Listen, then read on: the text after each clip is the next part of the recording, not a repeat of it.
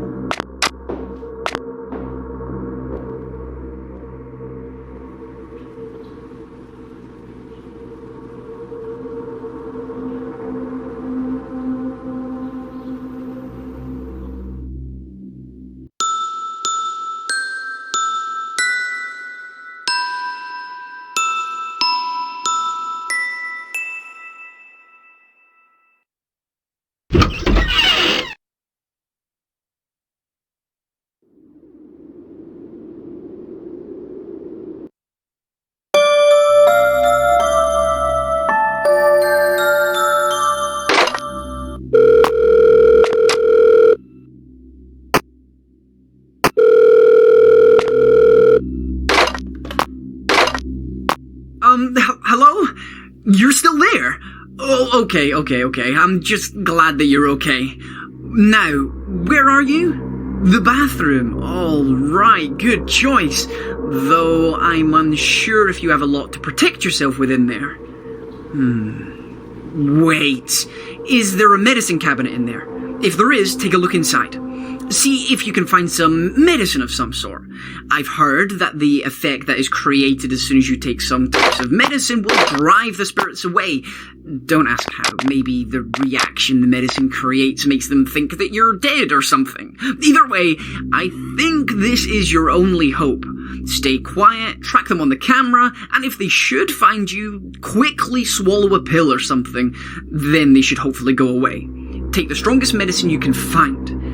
However, strong medicines often come with some side effects, like temporary loss of long-distance vision, loss of short-distance vision, paralysis, etc. But don't worry, these side effects will go away shortly. Keep moving during the day, okay? And I'll call you again tomorrow if you're still there. Be careful.